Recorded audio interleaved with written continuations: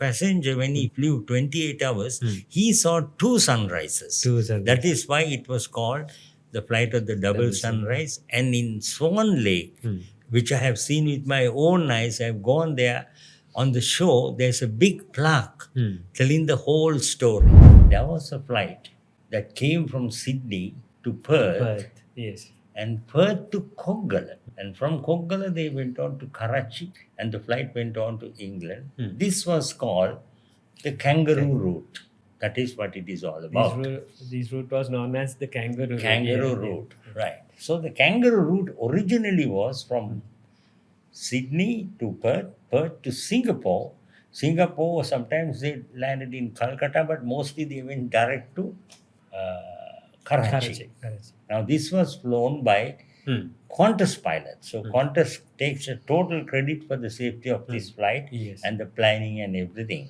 From Karachi to London, the flight was continued like this code sharing business by BOAC, British Overseas Airways Corporation. So, this is the Kangaroo Route. But this was 1940s.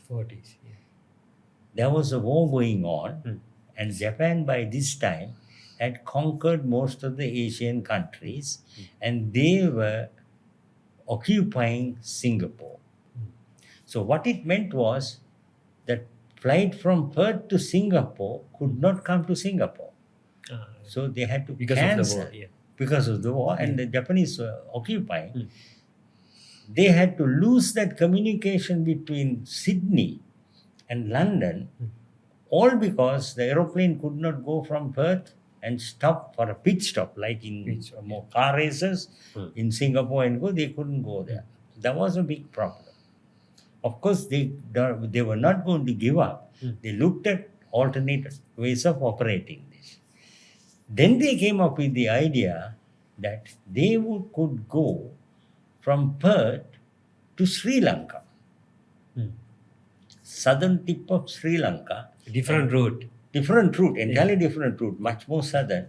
And then from there they can go to Karachi, avoiding the Japanese occupied skies. The plane would be safe. So they calculated. Now, you are asking me to come for this, and I am not having any notes or anything to bring. I am telling you what's in my mind. This particular aeroplane, a 𝗙𝗙𝗟𝗟𝗪, right? You have to put the pictures on. Had a range of about 3,600 miles, right? And it carried a lot of fuel. I can't remember how much of fuel it carried, but the range was that. And the aeroplane weighed about 16,000 plus kilograms. Captain, why was Koggala selected for these flights? Yes, so let's come to that. Thank you. I was coming to that. So they wanted to come to Sri Lanka and land in Sri Lanka. That was the first thing. Now, Sri Lanka had an airport at that time in Ratmalana. Our main airport was the Ratmalana at that time. Katunayaka was also coming up, right?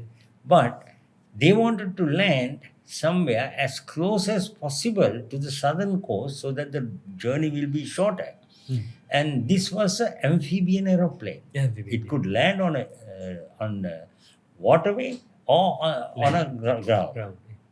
So they looked at Galle area and found that Koggala Lake would be the ideal place for this 𝗙𝗙𝗟𝗟𝗪 to come from Perth. They'll take off from Swan River and come to Koggala and land. And then from there they will go to Karachi. So what happened was they decided this can be done. Only thing is they had to prepare Koggala. No, Koggala was just a lake. There was no air base or anything. So it was, of course, Rule Britannia time. So we were a colony at that time. They decided that everybody within a radius of 5 miles from the lake had to leave Koggala. From Perth to Koggala. Average was 28 hours. Now, that is a very long one. The longest flights I have flown has never exceeded more than 17 hours. On a 747, that was with 2 captains and 2 co-pilots and a lovely bunk bed to rest, right? And with all the computers and everything, you put a switch and the aeroplane flies. That was only 18 hours. And they were pressurized aeroplanes flying at 37,000 feet. This 𝗙𝗙𝗟𝗎 was not pressurized. So the difference is it's so noisy. And 28 hours they had to hear the noise. It's a cramped up thing flying at about 9,000 feet. So that was very difficult. Longest flight was 32 hours and 8 minutes. That is the world record. So Sri Lanka holds the world record for the longest commercial flight in the world, which was operated by Qantas Imperial Airways on a 𝗙𝗙𝗟𝗎, and the first flight was flown by a wonderful gentleman whose name should be written in gold on this, right? Captain Russell Taps. Captain. He was the captain of the aeroplane, right? Now, all this is history, it is all written, and I think Qantas should be very proud of this whole operation.